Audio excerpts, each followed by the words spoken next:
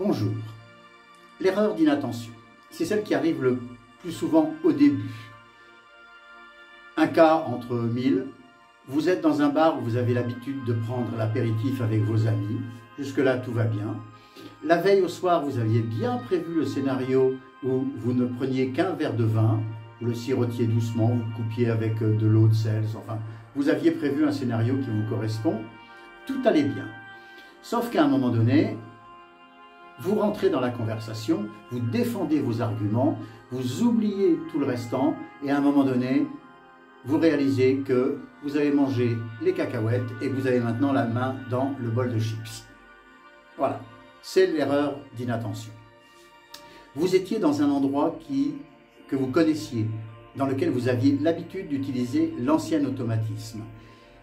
Votre cerveau était 100% occupé à réfléchir à la conversation. Voilà, ça suffit. Comment faire pour que ça n'arrive plus? D'une part, essayez de changer d'endroit. Ce sera un nouvel endroit pour un nouvel automatisme. Voilà, c'est une des idées. Ça ne marche pas toujours, mais ça marche très bien quand même. Par contre, ce qui marche très bien, c'est la pleine conscience. Quand vous êtes en pleine conscience, vous devez avoir en même temps la réalité de votre verre de vin, les cacahuètes et la conversation. Pour ça, il faut vous entraîner. Pour s'entraîner à la pleine conscience, c'est simple. Allez vous promener dans une rue ou à la campagne et tout ce que vous voyez, entendez, ressentez, vous vous le dites à l'intérieur de votre tête ou en le murmurant.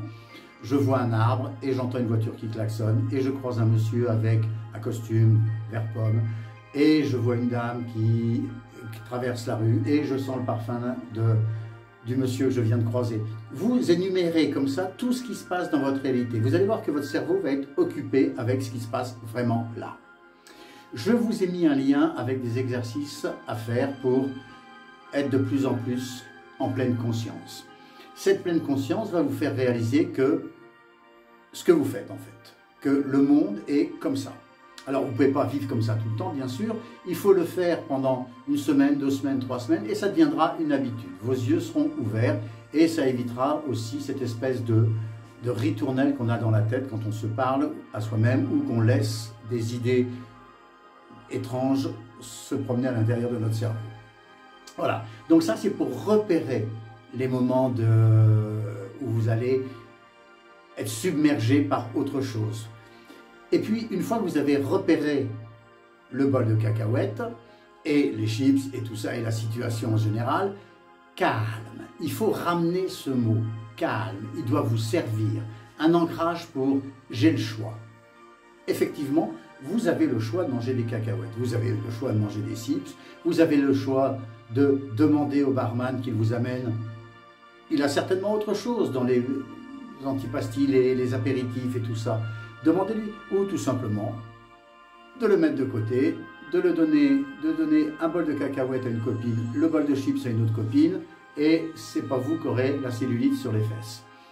Donc voilà, mon conseil aujourd'hui, commencez à pratiquer la pleine conscience pour repérer ces instants